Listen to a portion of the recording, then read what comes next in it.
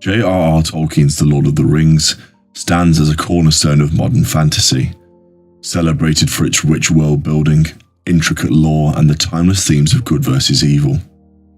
While the events of The Lord of the Rings focus on the aftermath of Sauron's rise to power and his eventual downfall, Sauron was merely a lieutenant of a far greater evil, Morgoth, the First Dark Lord.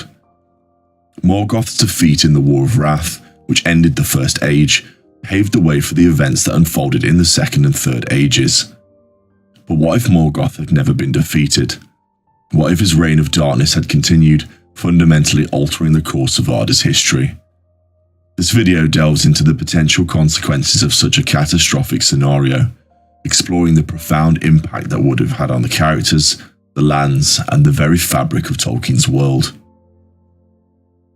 Greetings all, I'm your guide the Archivist. Today I will look at a scenario where Morgoth was not defeated. Before we begin, please remember to like the like and subscribe waystones down below, so that more people can learn from the archives. The First Age, dominated by Morgoth's presence, was a time of constant war, destruction, and despair. His power was immense, and his influence spread across like a creeping blight across Middle-earth.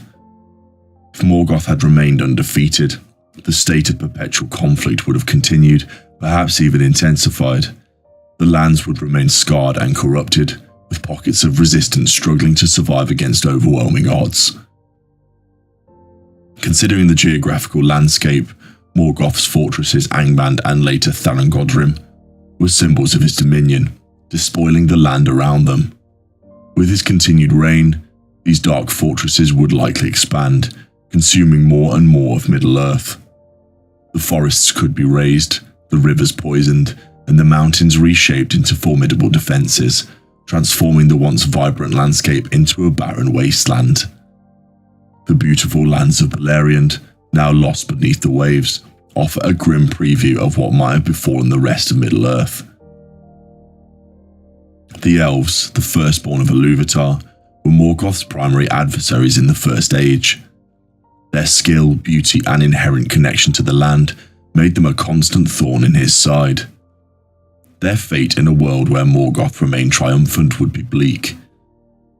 The great elven kingdoms such as Gondolin and Doriath were eventually destroyed in the First Age, even with the Valar's limited involvement. Without the intervention of the Valar to ultimately defeat Morgoth, it is highly probable that all remaining elven strongholds would eventually fall. Some elves might be enslaved, twisted into mockeries of their former selves, whilst others would flee into the deepest, most inaccessible parts of Middle-earth, living as hunted outcasts, their numbers dwindling with each passing year. The hope of Valinor, the undying lands in the west, would remain a distant dream, a symbol of what was once lost. The longing for the blessed realm would become a source of immense sorrow, a constant reminder of their defeat and the enduring power of darkness. The exodus to Valinor, a beacon of hope in the Second and Third Ages, would likely cease entirely, leaving the elves trapped in a world consumed by shadow. Men, the Secondborn, arrived in Middle-earth during the First Age, and their relationship with Morgoth was complex. Some allied with him, drawn by his promises of power and dominion, whilst others fought alongside the elves. In a world where Morgoth remained victorious, the potential for corruption and manipulation would be amplified. The kingdoms of men that arose in the Second and Third Ages, such as Gondor and Arnor, would never come to fruition. Any attempts to establish independent settlements were quickly crushed by Morgoth's forces. Men would likely be forced into servitude, becoming vassals of the Dark Lord, their cultures and traditions twisted to serve his evil purposes. The noble qualities associated often with men in Tolkien's works, such as courage, loyalty, and compassion, would be eroded by the constant presence of fear and oppression. The temptation to succumb to darkness would be ever present, leading to a gradual moral decay. The line between man and orc, already blurred in some instances, might become even more indistinct, creating a race of beings entirely subservient to Morgoth's will. The dwarves, known for their skill in crafting and their stubborn independence, presented a different kind of challenge to Morgoth. While less overtly involved in the conflicts of the First Age, they were not immune to his influence.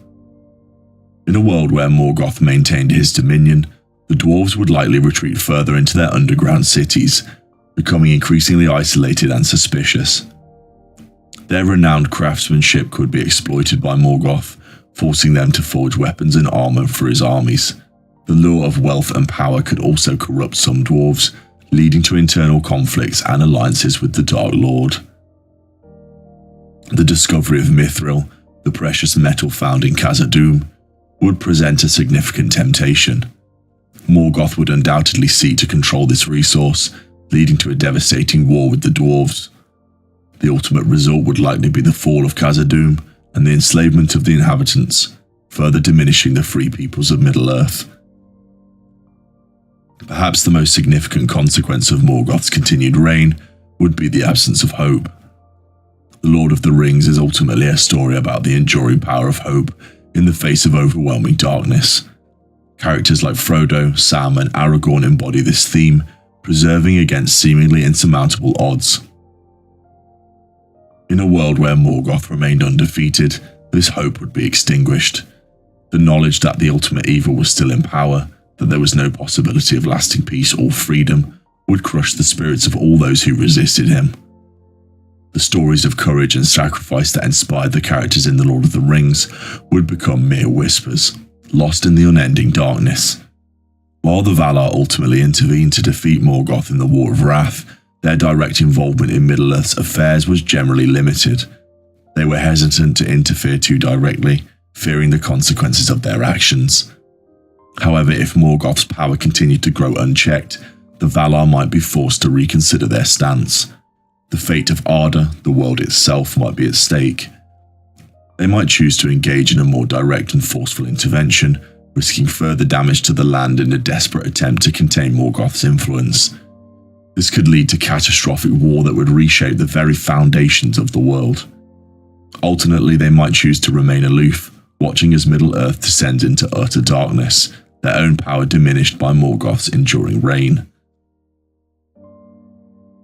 The defeat of Morgoth was a pivotal event in Tolkien's mythology, paving the way for the Second and Third Ages and ultimately allowing for the triumph of good over evil in The Lord of the Rings.